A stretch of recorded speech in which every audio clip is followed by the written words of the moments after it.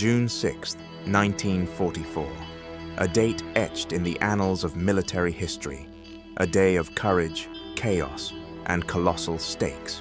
Known simply as D-Day, it marked the beginning of Operation Overlord, the largest amphibious invasion in the history of warfare. This was the day the Allies stormed the beaches of Normandy, France, in a bold effort to break Germany's grip on Western Europe. The operation was vast, risky, and critical, and it changed the course of World War II. The backdrop to D-Day was grim. By 1944, Germany had occupied much of Europe for nearly 4 years. The Soviet Union was bearing the brunt of the fighting on the Eastern Front, and pressure was mounting on the Western Allies to open a second front in Europe. The goal? Relieve the Soviet forces, weaken Germany's eastern defenses, and ultimately defeat the Führer. The planning for D-Day was an unprecedented military feat. Under the supreme command of General Dwight D. Eisenhower, the Allied forces prepared for months, gathering more than 156,000 troops, along with 5,000 ships and 11,000 aircraft. This wasn't just an American operation, it was a joint effort involving Britain, Canada, the Free French, and others. When the invasion began in the early hours of June 6th, airborne divisions were the first to go in. Paratroopers from the US 82nd and 101st Airborne Divisions, as well as British and Canadian units, parachuted behind enemy lines to disrupt German defenses and secure key roadways.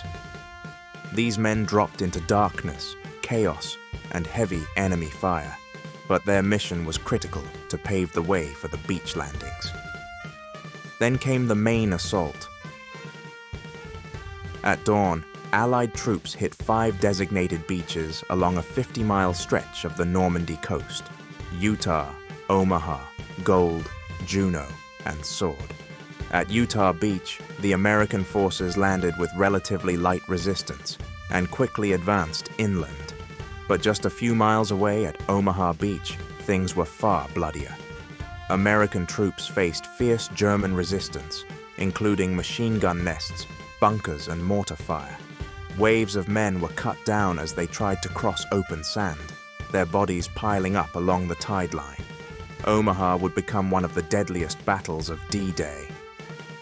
Meanwhile, British troops stormed Gold and Sword beaches, and the Canadians pushed through at Juno Beach.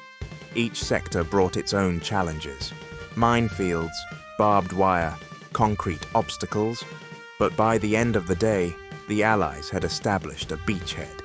It wasn't easy. Over 4,400 Allied troops were killed on D-Day alone, with thousands more wounded or missing. But despite the bloodshed, the landings were a success. D-Day accomplished what had once seemed impossible. It created a foothold in occupied France. Within a week, over 325,000 troops, 50,000 vehicles, and 100,000 tons of equipment had landed in Normandy. The Allies began their slow, grinding push inland, fighting through hedgerows, villages, and fortified German defenses in the Battle of Normandy. The success of D-Day was more than just military. It was symbolic. It demonstrated Allied unity, industrial might, and strategic genius. It also exposed cracks in Germany's war machine. The German forces were stretched thin, their response disorganized, and their reinforcements too slow. By late August 1944, Paris was liberated. The German army in France was in retreat, and the road to Berlin was now open from the west. D-Day didn't end the war, but it was the beginning of the end. Less than a year later, in May 1945, Germany surrendered. The legacy of D-Day endures today. It's remembered not just as a turning point in the conflict, but as a moment of immense bravery and sacrifice. The men who landed on those beaches knew the odds. Many never made it home, but their courage helped free a continent and shape the modern world. Thank you for watching. If you enjoyed this journey into military history, then make sure to comment and like the video, and if you'd like more content like this, then be sure to subscribe to War History Online.